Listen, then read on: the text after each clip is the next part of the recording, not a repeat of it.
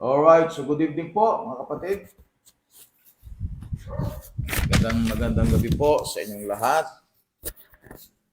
Welcome po sa Real KGB Believers. We are now signing on. Amen. Signing on po tayo. Amen. Praise the Lord.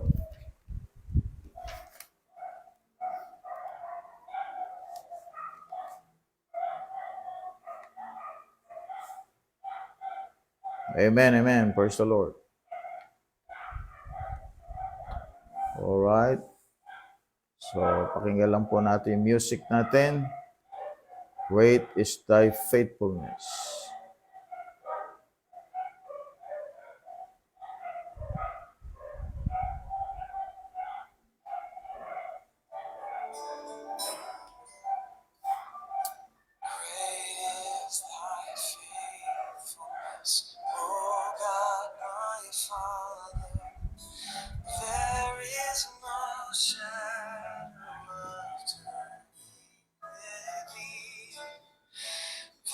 Changes not, thy compassions, they fail not. Amen. Praise God. Praise the Lord. Great is thy faithfulness. Magandang gabi po sa inyong lahat. This is your brother in Christ, Pastor Jonathan Pascual, coming to you live from King James Bible Baptist Church. Magandang gabi po. Our topic today is about Calvinism. Amen. Pag-usapan po natin ang topic ng Calvinism, refuting total inability of Calvinism. Praise God. Yan, blessed evening, Brother Clark. Okay ba ang ating audio, kapatid? Salamat at nag-appear ka para malaman ko yung audio is it okay? Okay ba? Okay lang ba, kapatid?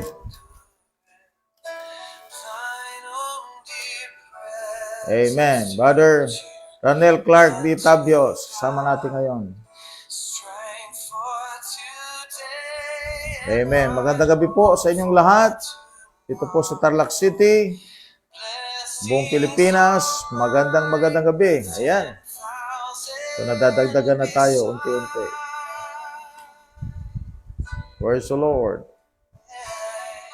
Pakishare na lang po ang ating video. Wala po tayo ngayon na available na staff. Kaya tayo po ay nasa ganitong setup. Amen. Pakishare na lang po mga kapatid para matulungan po natin ng iba para po sa ating pag-aaral ngayon. Amen.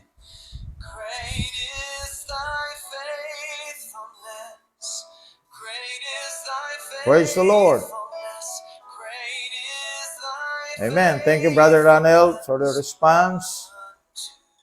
Wow, what a music, what a song. Amen. Yan.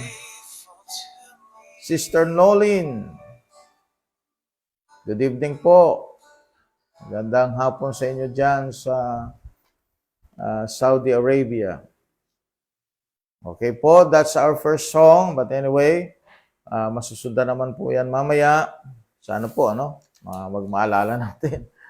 Okay, so good evening po mga kapatid. No? Nawa po ay nasa okay kayong kalagayan. Sister Ning Gregorio Tolentino, good evening po sa inyo kapatid. No? Salamat po sa pag-join ngayong gabi. Alright, so i-share lang po natin ang ating video. O kaya po tayo ay mag-call ng ating mga kasama sa ating magiging discussion ngayon. Okay? So, tayo po muna po ay mag-pray. Manalangin po tayo para po tayo i-bless ng Diyos. Dakilang Diyos, marami pong salamat for giving us again the opportunity, Lord, to study. And I pray, Lord, na sana po maging clear ang aming audio at the same time. Ang internet maging maayos at patapos po ang aming study ngayong gabi sa pamagitan po Diyos ng Facebook Live. Sana po walang anumang problems na mag-arise. At sana God ay maging blessing ito sa mga kapatiran, lalong-lalo na po sa mga pastors na sila po ay humaharap sa ilan sa mga issues sa aming panahon patungkol po sa salvation. I pray, guide niyo po bawat isa. In Jesus' name, Amen. Yan, naimbag nga narabii kada kayo amin. Kakabsat, Sister Gemma Ermitanyo Kusipag. Amen, talagang masipag ito sa pagsubaybay sa ating mga programa. Thank you so much. Praise the Lord. Amen. Okay, so kasama natin dyan, Sister Nolin, Sister Ning, Brother Ronel Clark Tabios, at ang ilan pa nakasama po natin. And alam ko pong mag-i-increase pa yan ang bilang. Okay, so our topic is about refuting total inability of Calvinism. So yun po ang ating topic ngayon. Alright, this is our Bible lesson. Okay, refuting total inability of Calvinism. No? Ang Calvinism po kasi meron siyang it's an acronym, no? Acronym po niya yung TULIP. Letter T is total depravity. Pero in reality, ang total depravity nila is total inability. Okay? So ngayon, meron din silang U. TULIP nga, no? Unconditional election, which we have discussed last time, no?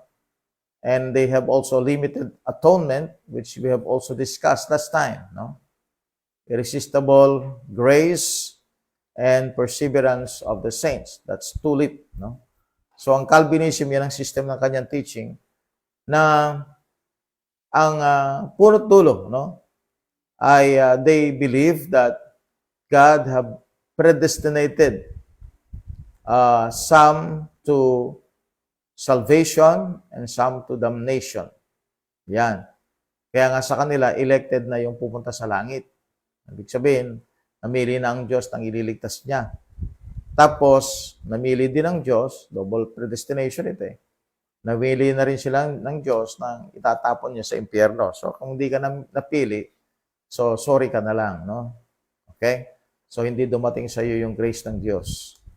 But we're going to discuss, okay? Actually, ang discussion nito is all about refuting, no? Refuting total inability of Calvinism, no? Hindi po tayo dapat ma-hook sa teaching na ito, no? Kasi mali po itong teaching na ito, no? Hindi dapat po tayo maging bahagi sa grupo ng mga Calvinists, okay? Sapagkat ang mga Calvinists po, they are teaching wrong salvation. Kaya nga po tayo may Bible study ngayon para ma-warningan kayo sa mga teachings ng Calvinists. Alright? Pag sinabi natin Calvinists, these are the people who follow the teaching of Calvinists or Calvin, John Calvin. Right? Si John Calvin ay isang Reformed theologian nung panahon ng pumutok ang Reformation. So bahagi po siya sa mga founding, no, fathers ng Reformation or what you call nowadays Protestantism, no. So si Calvin po ay isang priest ng Roman Catholic Church na nag-protest, no. Kaya nga sila yung beginning ng Reformation. So si John Calvin ay isa siyang French, no, monk or priest. At siya po ang dahilan kung bakit may mga tinatawag tayong Puritans, no. So these people, they believe that ang salvation is by grace through faith. Kaya lang po ang problem nila ay yung pong sinatawag na predestination, yung mga predestined to hell and predestined to salvation or to heaven. So, yan po ang malaking problem ng Calvinism, no?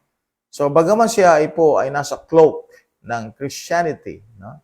Suot nila yung cloak ng Christianity. And some of them even became Baptists. Naging Baptist po sila. So, there are Baptist pastors who are teaching Calvinism, no? Ako po yung Baptist pastor, but I don't teach Calvinism. Ang Reformation ay talagang naging global siya, no, ang effect nito. So, kung ang Reformation, ng mga founding fathers nito ay mga Calvinists, no?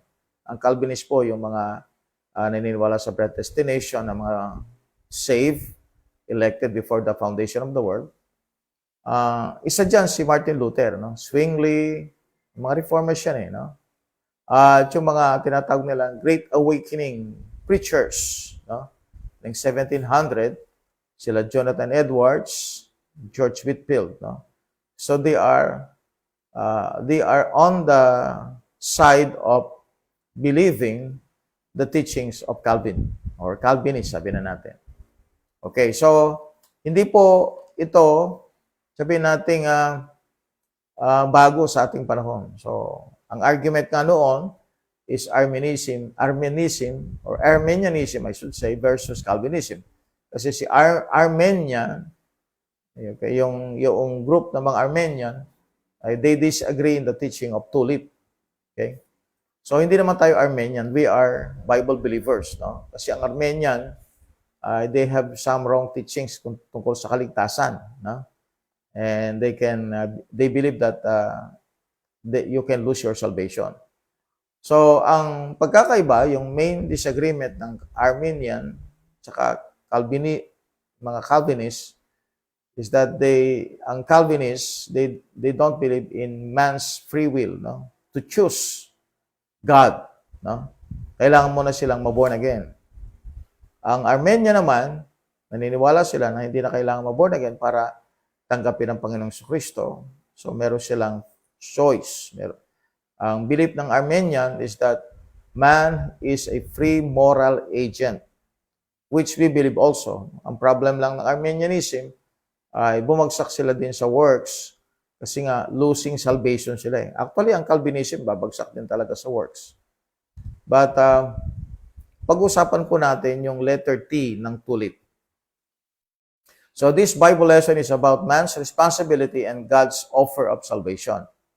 Man's responsibility and God's offer of salvation. Since we believe that man is a moral free agent, okay? Moral free agent. So, ibig sabihin, we have the power of choice. No? Yan ang meron tayo. We have the power of choice. Okay, but these people, yung mga Calvinists, they don't believe that. They have the teaching of total inability. So, kailangan mo nang i-born again muna yung tao. Siyempre, magkakaroon ngayon siya ng spiritual understanding. Doon niya tatanggapin ng Panginoon. So, magkakaroon ngayon ng new birth muna bago salvation. Nakakapagtaka naman, ano? Pag new birth, ibig sabihin, born again ka, saved ka na doon eh.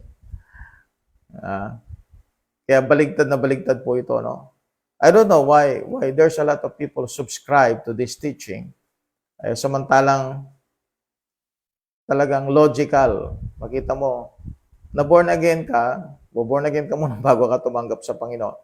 Pag born again ka, saved ka na nun eh. No? New birth na nga yun eh. You're already part of the family of God. Tapos doon ka palang tatanggap kay Kristo. Nonsense. Amen? Pero maraming sumusunod. Some are even intelligent and educated people. No? Ganon kasi ang devil, no? Kakasya ng darkness sa isip ng tao. Kaya nga po, blessing sa atin na tayong mga Bible believers, tayong mga naniniwala sa power of choice ng tao, ay mapalad, no? Kasi nga, hindi tayo na-hook sa maling katuruan na yung sensibility, yung reasoning, yung logic, ay hindi na impaired, no? Kasi nga, tama yung ating pananaw. So, sabi ko nga po, sa marami, most of the time, sinasabi ko ito, that the greatest tool of the devil is ignorance. The greatest tool of the devil is actually ignorance. Man, ignorante. Paano nagkaroon sila ng ignorance? No? Because of unbelief, yan ang dahilan kung bakit ignorant ang tao. Because they don't have the intention to learn and find God's will in their lives. No?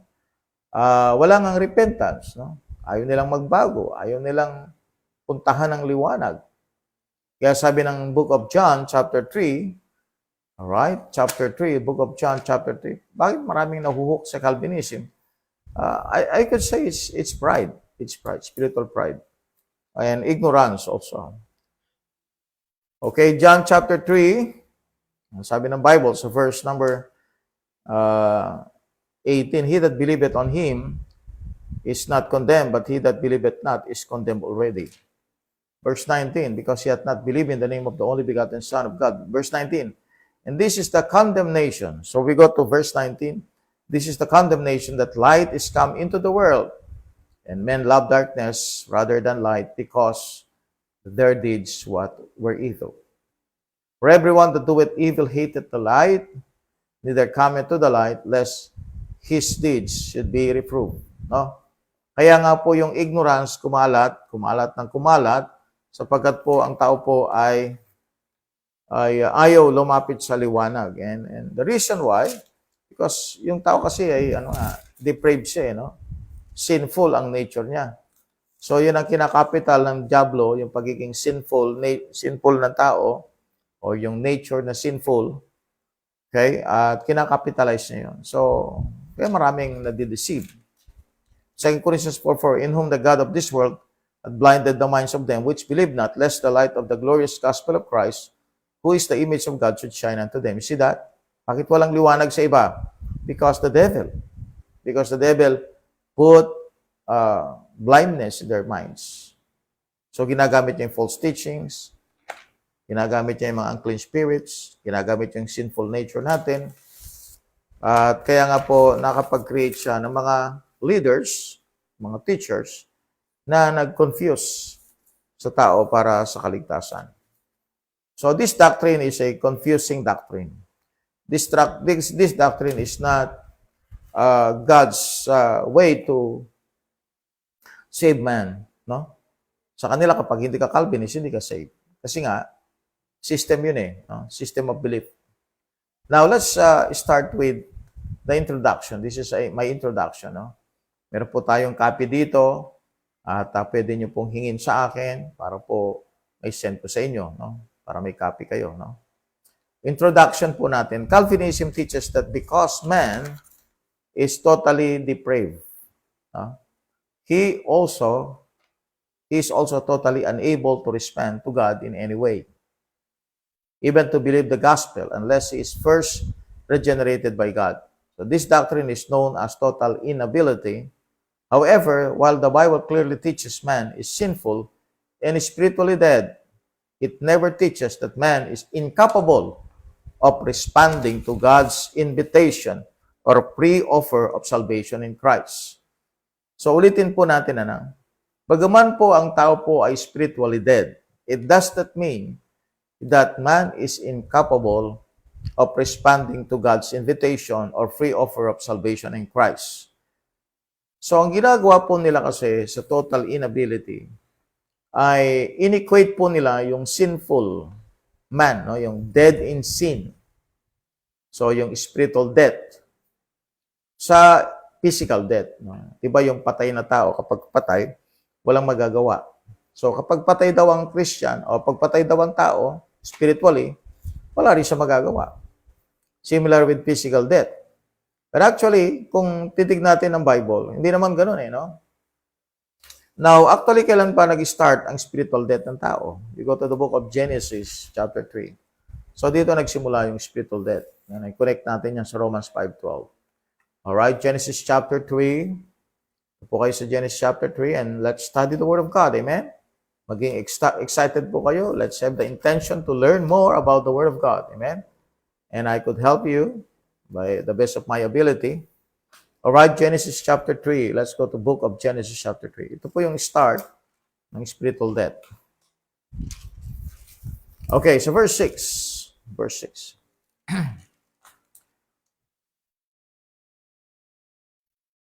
And when the woman saw that the tree was good for food, and that it was pleasant to the eyes, and a tree to be desired to make one wise, she took of the fruit thereof, and did eat, and gave also unto her husband with her, and he did eat. So that's the day, no? Ng tao po ay namatay spiritually. Because naging transgressor sila. they disobey God's command, no? One single command. At yun ay huwag nilang kakainin yung bunga, no? Ng tree of the knowledge of good and evil.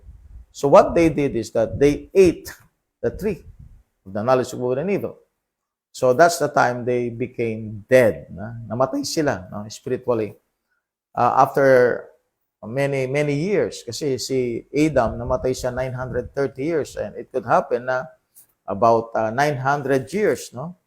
Na buhay siya physically alive, but spiritually dead. And according to the Bible, Romans 5:12, as by one man's sin entered into the world, and death by sin, and so death passed upon all men, for that all have sinned. So Romans 5:12 tells you that Adam died spiritually, no? In the day that he ate the tree, forbidden tree. So doon po nagsimula yung death. Doon nagsimula yung sin. Okay? So doon din na-curse ang tao. Nagkaroon ng separation ang tao sa Diyos. That's the day, man. They ate the fruit. So since then, spiritually dead ang tao. Remember, sa Calvinism, ang teaching nila, pagka ang tao ay dead spiritually, parang physically dead na tao. No? Wala nang magagawa, wala nang response. So, kung pag-aaralan nyo sa Bible, sa Genesis 3, nung kinain po nila yon, no? Nakaka-respond pa ba sila sa Diyos? Tignan natin. Diyos ang kausap nila dito. No? Sabi ng mga Calvinists, wala nang, ang dead spiritually ay hindi na makakapag-respond sa Diyos. And let's see the Bible. Genesis 3, okay? Verse 7. And the eyes of them both were opened. Okay? And they knew that they were naked, and they sewed fig leaves together and made themselves aprons. And they heard the voice of the Lord God walking in the garden of the cool of the day. Now look at this one. Amen? Pakinggan natin mabuti. And Adam and his wife hid themselves from the presence of the Lord God amongst the trees of the garden. Para hindi naman sila katulad ng physical death na tao dito. Physically dead na tao. No? Kasi sa Calvinism, ang total inability nila is equivalent to a physical dead person. Pero dito, hindi ko nakikita yung picture ng isang physically dead person dito. May ability pa rin yung tao. No? Bakit? Sapagat nagtago pa sila, hid themselves from the presence of the Lord God amongst the trees of the garden. And the Lord God called unto Adam and said unto him, Where art thou? Now look at this one. Amen? According to them, pagka sinabing spiritually dead, wala nang ability to respond. But look at this one. Remember, kailan sila namatay spiritually? In verse 6. Pagdating sa verse 9, nagtanong ang Diyos. And the Lord God called out unto Adam and said unto him, Where art thou? Now, pakinggan ninyong mabuti, Spiritually dead person ito. And he said, I heard thy voice in the garden, and I was afraid, because I was naked, and I hid myself. Yan po yung tao na walang kakayanan na mag-respond. Verse 11, he said, Who told thee that thou wast naked? Nag-uusap naman sila ng Diyos. Hast thou eaten of the tree whereof I commanded thee that thou shouldest not eat? And the man said, The woman whom thou gavest to be with me, she gave me of the tree, and I did eat. Look at that. The Lord God said unto the woman, What is this that thou hast done? And the woman said, The serpent beguiled me, and I did eat. So, nag-uusap naman sila, no? Pansinin nyo, nag-uusap naman sila. So, ang Calvinism is actually a system, no? Sistema ito para sa panahon na yon, kasi ganito po yung setup Let's go back to the history. Dahil they want to separate from the Roman Catholic Church. And they cannot establish a church separated from the Roman Catholic Church without building a theology. So because theology will separate man. Greatest divider kasi yung theology.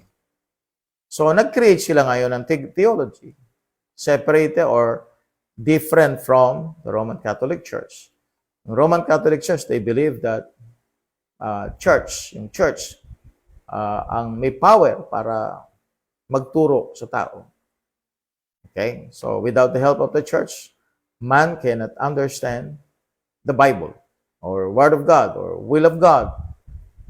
So, they established the teaching of what we call the sola scriptura. No? So, ang pinaka-authority, yung scripture. Which para sa akin, tama naman, ano? Sola scriptura. So, ang Roman Catholic naman naniniwala sa by works, ang salvation. At yung works na yon ay yung system ng Roman Catholic Church, mga teachings, traditions, dogmas. So, yun ang susundan mo. Yun ang works mo. Okay? So, gagawin mo ang mabuting balita, gagawin mo ang mabuting gawa ayon sa pinagagawa ng Roman Catholic Church. And then, yung pinaka-authority nila ay yung Pope. So, they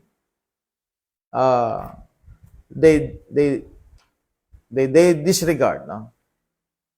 They rejected those teachings of Roman Catholic Church. So, they established the teaching na ang authority lang ang Word of God, ang Diyos lang ang Word of God, yan ang lang authority, no? At hindi ang church ang may authority. Hindi ang Pope ang may authority, ang Scripture. At at according sa teaching nila, ang salvation ay by grace, through faith. Contrary to the teaching of the Roman Catholic Church na by works. So, ang mga Calvinists at some Reformers and other Protestant leaders those times, they believed ang salvation is by grace through faith. By grace alone. Gratia, sola gratia. No? By faith alone. Sola fide. Okay? So, sa kanila, niniwala sila by faith ang salvation, by grace ang salvation. Which we believe also. No? Kaya lang, kung makita ninyo, ang error sa kanilang kaligtasan, kung bakit sabihin natin, bakit ganoon? No? They believe in salvation by grace through faith. They believe the Scripture as the final authority. Bakit nag-switch para bang lumayo, no? Doon sa aral ng Bible? Because tulad nga po ng sinabi ko, kailangan may power talaga yung Diyos sa tao at yung Word of God sa tao. Kaya nga, they invented, no? I believe this, no? Although knowingly or sinasadya o hindi man sinasadya, but they have invented this system. I said it's invention. Bakit? Sapagkat hindi galing sa Scripture. They can quote the Scriptures, but they have invented this system just to separate, no? Or humiwalay sila totally sa Roman Catholic Church. So, although they teach salvation by grace through faith, pero sa kanila nga, yung sovereign grace ng Diyos. Alright? So, ito po yung isang invention nila eh. Nag-invento sila ng salitang sovereign grace. Sovereign grace. No? Nag-invent sila ng salitang ganon. So, this sovereign grace, darating sa tao yan, at kaya nga, nag-invent sila ng salitang irresistible grace. No? Na hindi mo mapipigilan. Talagang, dahil sa pinili ka ng Diyos, hindi mo mapipigilan. Talagang yung grace ng Diyos ibibigay sa iyo. So, ibo-born again ka ng irresistible grace. That's the Holy Spirit. No? So, sa kanila, para ka maligtas, dapat pinili ka ng Diyos. So, hindi ka maliligtas kahit na ikaw ay isa sa mga tao na makasalanan, pupunta sa impyerno, na kailangan mo ng biyaya ng Panginoon Diyos. Kahit ganoon, ang sitwasyon, still merong sovereign grace. Ang sovereign grace, God is powerful. No one will question Him. Amen? Kung sinong mamahalin niya, sinong ibigin niya, sinong bibigyan niya ng mercy, no one will question Him. Kasi nga, sovereign grace. No? Tapos, irresistible pa dahil galing nga sa Diyos. Wala kang magagawa. You cannot resist God's grace. So, these are the teachings of Calvinism. Yun ang nire-refute natin ngayon. Bakit kailangang i-refute, Pastor? Because wrong nga itong salvation na ito eh. At pininiwalaan ito ng marami. Hindi lang po, o konti, as I've told you, nag-start pa yan, 1500s. So ano na tayo ngayon? 2000 na tayo. 2025. 500 years na po yan nag-exist sa Christianity, sa Christendom, I should say, no? Sa mga professing Christian. So, ibig sabihin, malaki na yung impact niya. malalim na, no? Nag-ugat na. Pero meron pa rin pag-asa na tayo malayo dyan. Alam mo ko, no? Tamang theology. Right doctrine. Okay? Right doctrine. So, ang right doctrine ay pag-aaral sa Biblia using rightly dividing the word of truth. So, may dispensation. Okay, now, let us understand total inability. Total inability. Calvinists claim man must be regenerated before he can believe. No? Ulitin po natin yon. According to the Calvinist people, they said that man must regenerate before, or must be regenerate before he can believe. You see that? Wala siyang power to believe. Kailangan mo na siyang i-regenerate. Ano bang ibig sabihin ng regenerate? Bigyan siya ng Holy Spirit. I-born again ang kanyang spirit. Darating yung Holy Spirit, i-born again yung spirit ng tao, then ma-awaken siya sa need ng Savior. So, doon tatanggapin niya ang Panginoon. Sa Bible nga, pag na-born again ka, saved ka na doon eh. Ba't kailangan pang tanggapin si Kristo? So, may problema nga dito sa teaching na ito. Okay? Total inability. Because they invented total inability, they invented irresistible grace, they invented sovereign grace. Yan na. Amen? Okay? Pumasok na yung ibang mga paniniwala. No? Load of error ito. Load of error. So, meron silang irresistible, ano yan? Irresistible grace. Okay? Yan. No? So, may request yata dito. Okay. Accept natin Sister Karina. Okay. Okay. Yan. So, part na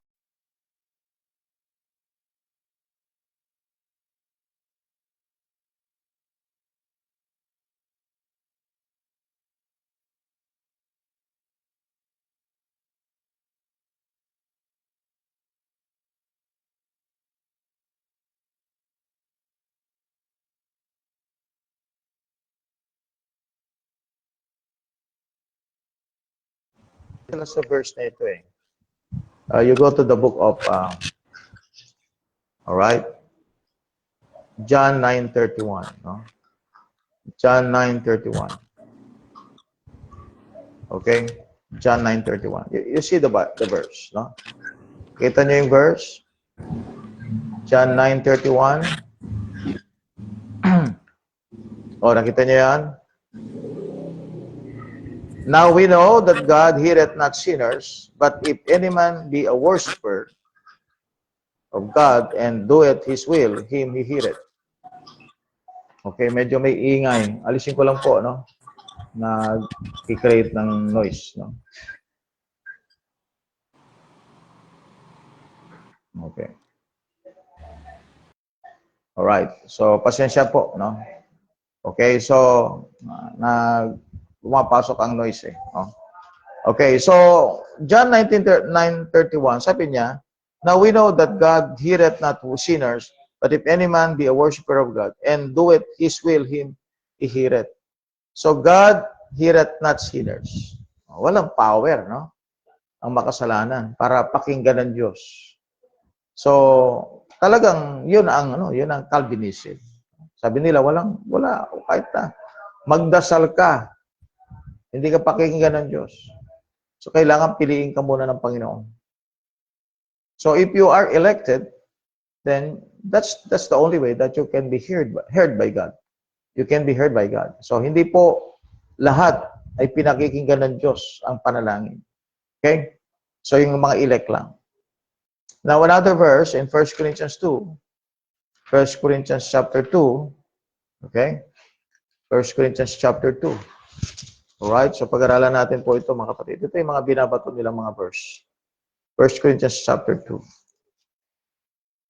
Okay? So, pag-aralan natin ito, no? Magandang nag-aaral ang Biblia. But the natural man receiveth not the things of the Spirit of God, for they are foolishness unto him, neither can he know them, because they are spiritually discerned. So sabi niya, natural man, yung unsaved, receiveth not the things of the Spirit of God, for they are foolishness unto him. So yung mga unsaved, hindi nila maintindihan yung mga spiritual things.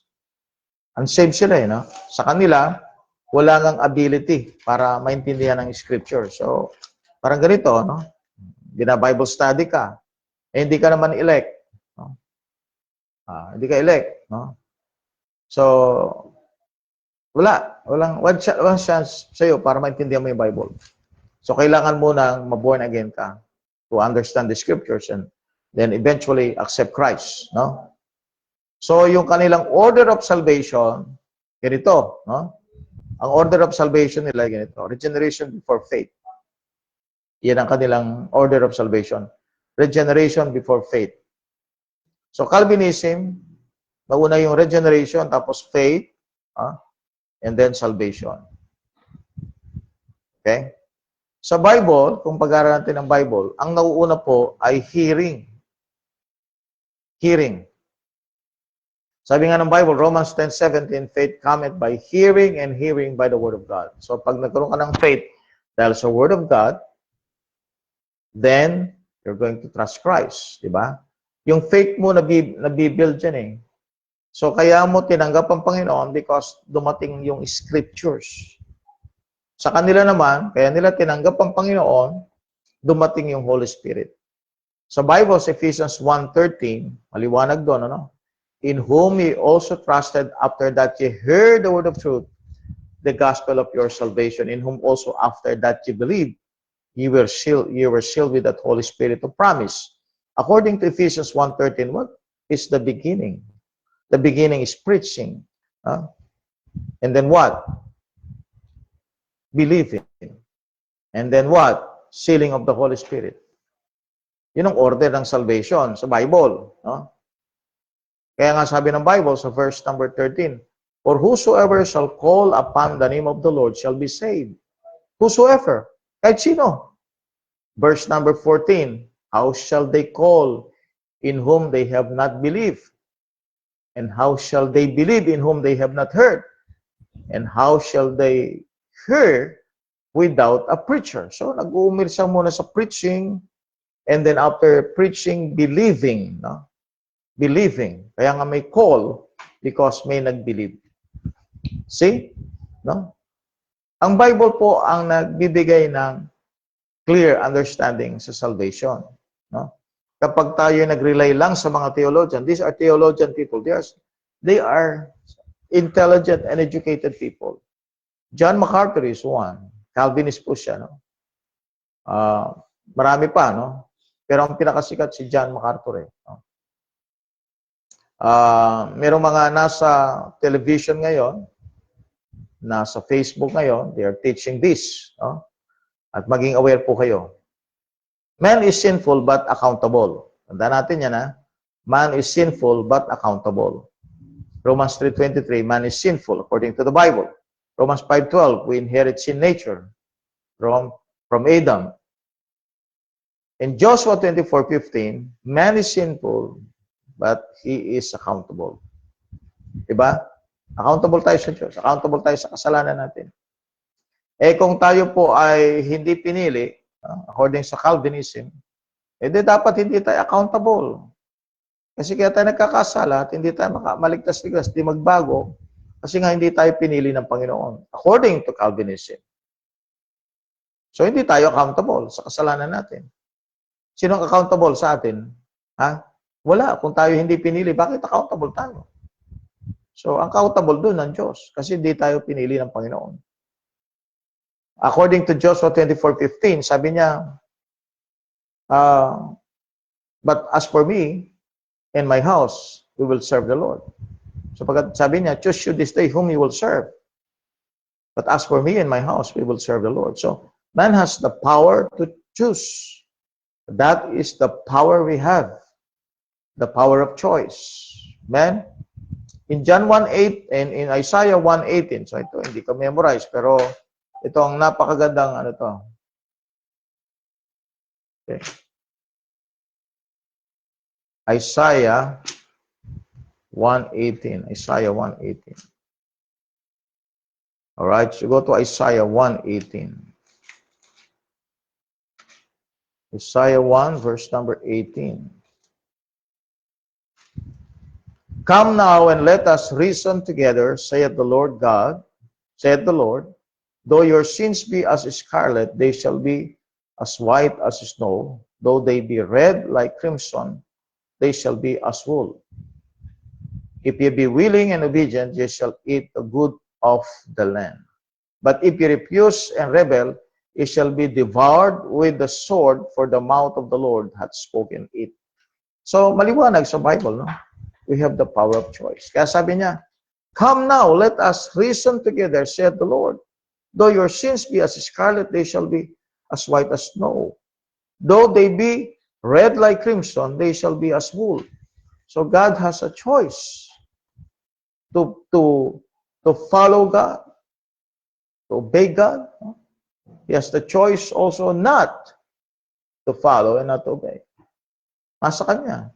But once he followed God, he is going to be rewarded by God. But once he disobeyed God, he's going to be accountable of his sin. Bakit accountable siya? Kasi meron siyang free choice. No?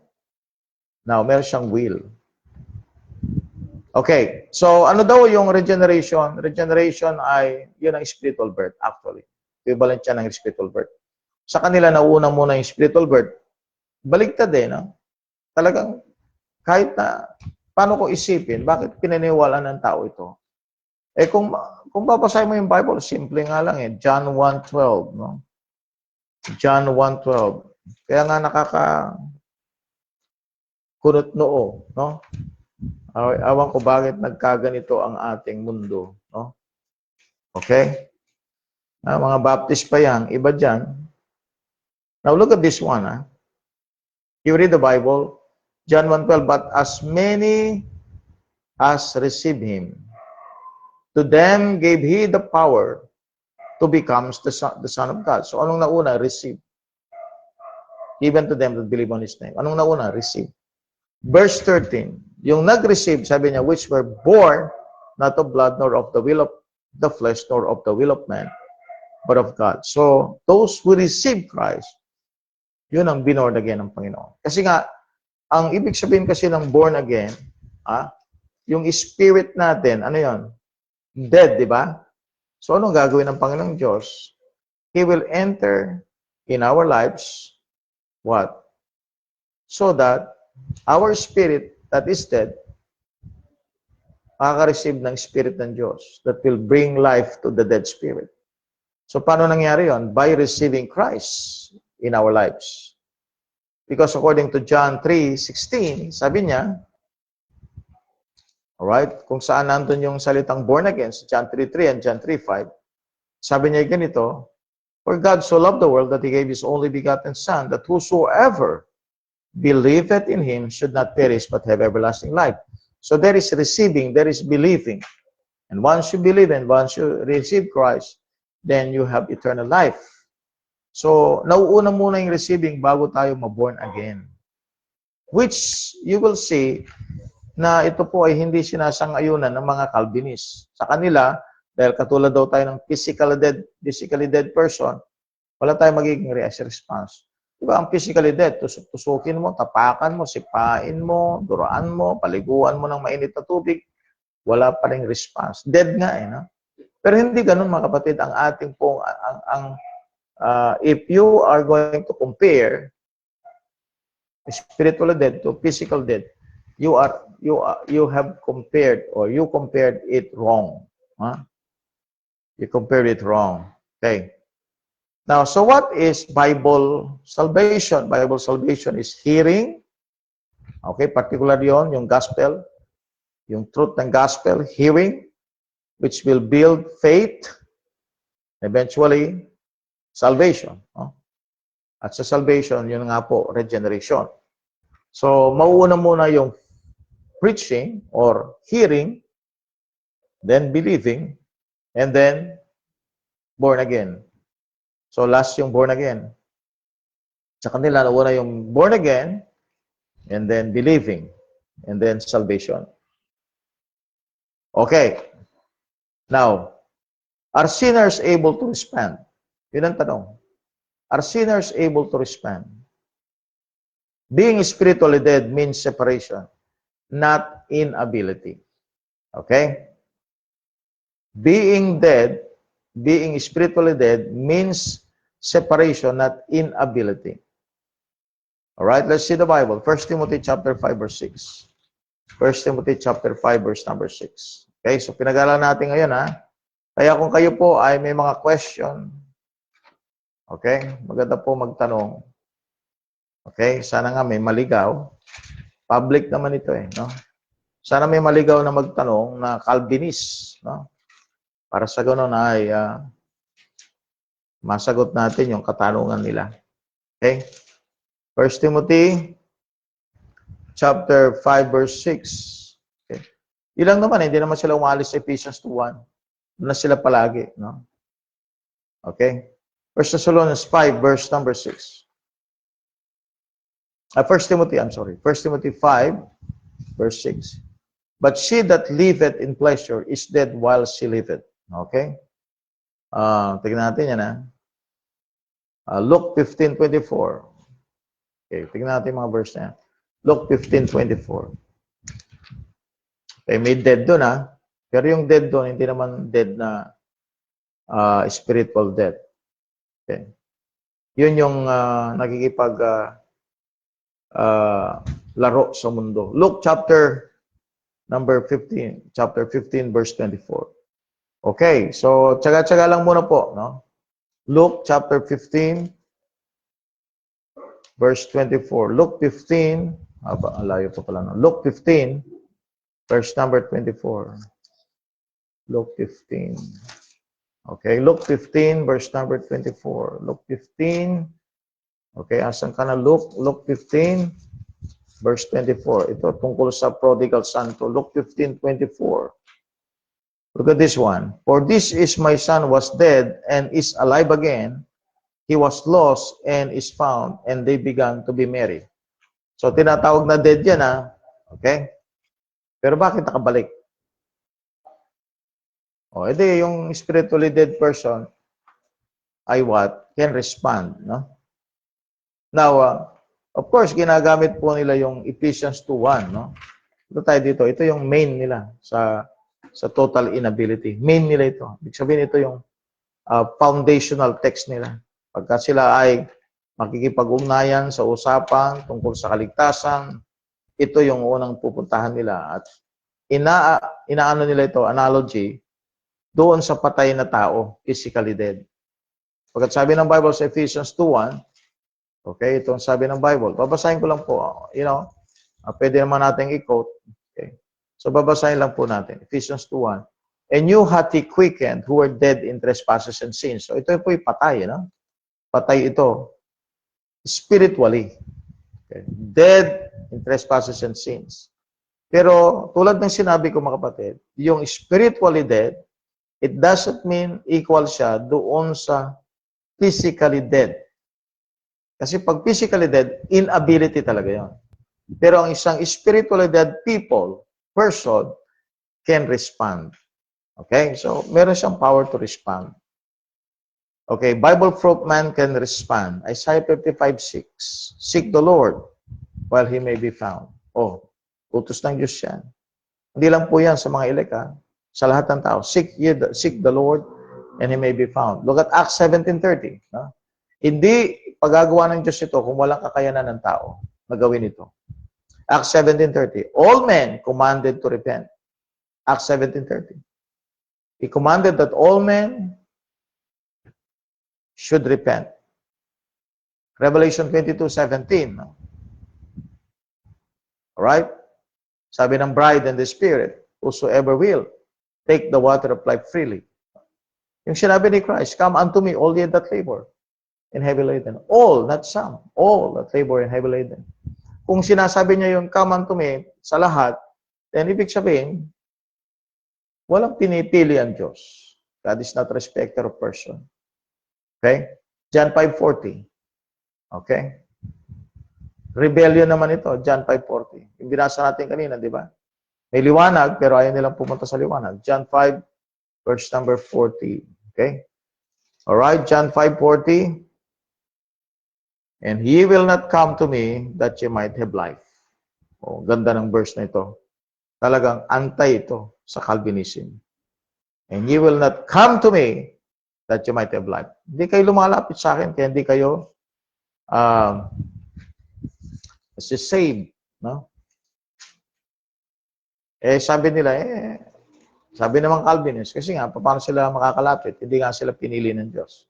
Hindi pa sila na born again. Okay? At may mga pinilihan Diyos lang para lumapit sa Panginoon. Okay? Which alam natin po na hindi sinasang-ayunan ng Bible yan. Because in the Bible, God will draw all men to Christ. Alright, He's going to draw all men to Christ. So verse 32 of John 12, John 12:32. And I, if I be lifted up from the earth, will draw all men unto me. See? Dinodraw ng Diyos ang lahat ng tao. Sa cross niya ginamit yun. Amen? Kaya nga, for God so loved the world that He gave His only begotten Son. Alright? So, salamat po sa pag-view. Mga kapatid, sila Sister Nolin, active na active itong mga kapatid na ito. Sister Ning. Okay, salamat.